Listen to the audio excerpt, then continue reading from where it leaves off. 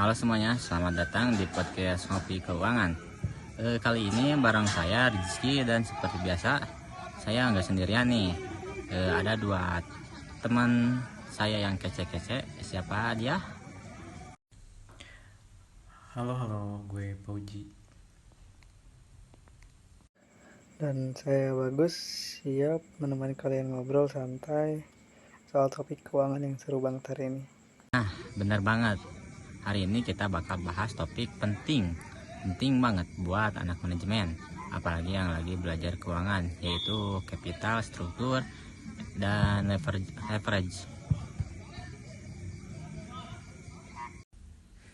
Oke, pertama-tama kita bahas dulu nih, apa sih capital struktur itu?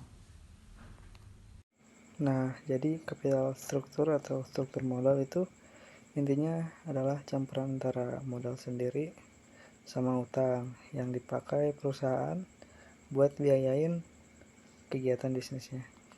Nah, contoh simpelnya gini aja deh. Misalnya, perusahaan butuh dana 1 miliar rupiah. Nah, bisa saja 600 juta dari modal sendiri dan 400 juta itu ngutang. Artinya struktur modalnya yaitu 600% equity dan 40% maksudnya 60% equity dan 40% debit. Tujuan dari pengaturan struktur modal ini tuh supaya biaya modalnya paling rendah dan nilai perusahaan jadi maksimal. Jadi bukan asal ngutang atau pakai modal sendiri doang, jadi harus ada strategi.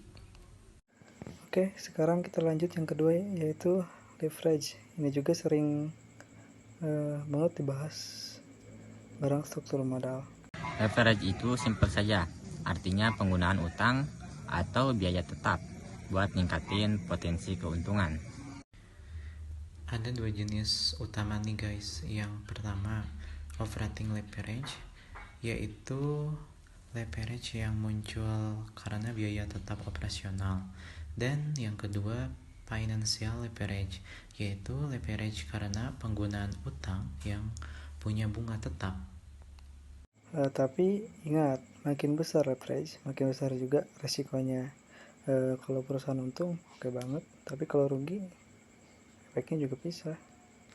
Nah, terus hubungan antara kapital struktur dan leverage itu apa sih?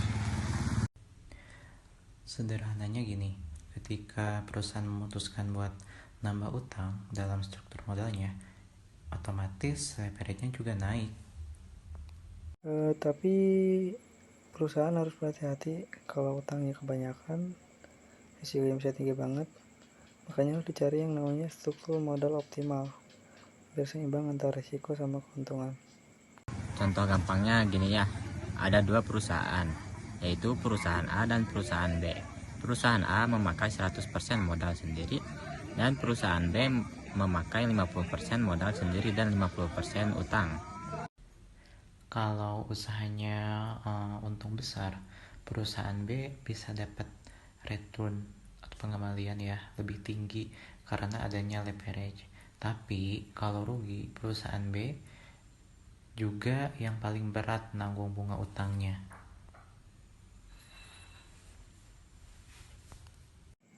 Nah, itu dia leverage.